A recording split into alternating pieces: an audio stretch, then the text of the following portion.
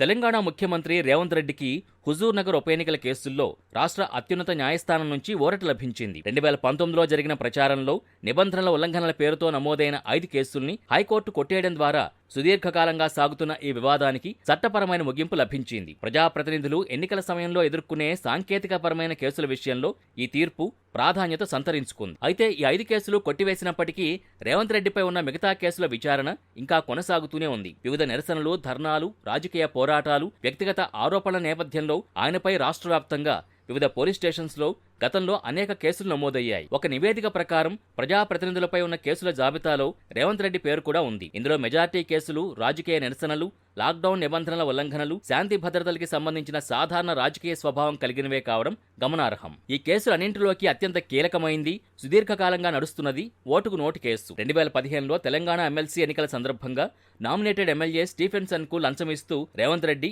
ACB అధికారులకి దొరికిపోయారు అనేది ఈ కేసు ప్రధాన అంశం. ఈ వ్యవహారం అప్పట్లో తెలుగు రాష్ట్రాల్లో పెను సంచలనం సృష్టించింది. ఈ కేసు కారణంగానే ఆయన గతంలో జైలుకు కూడా వెళ్లాల్సి వచ్చింది. ఆ తర్వాత బెయిల్పై విడుదలైనప్పటికీ ఈ కేసు చట్టపరంగా కూడా ఇంకా కొనసాగుతూనే ఉంది. ప్రస్తుతం ఓటుకు నోటు కేసు విచారణ నాంపల్లిలోని ఏసీబీ ప్రత్యేక కోర్టులో తుది దశ విచారణ ప్రక్రియలో ఉంది.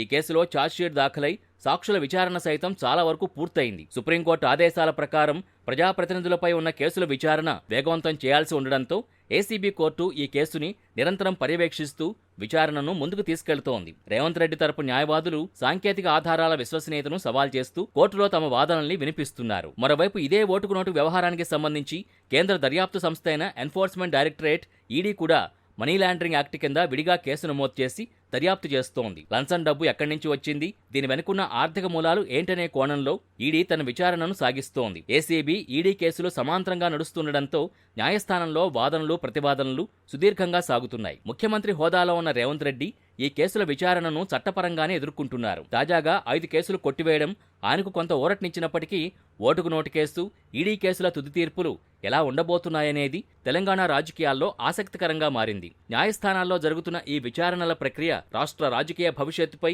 రేవంత్ రెడ్డి రాజకీయ ప్రస్థానంపై ఎలాంటి ప్రభావం చూపుతుందో కాలమే నిర్ణయిస్తుంది.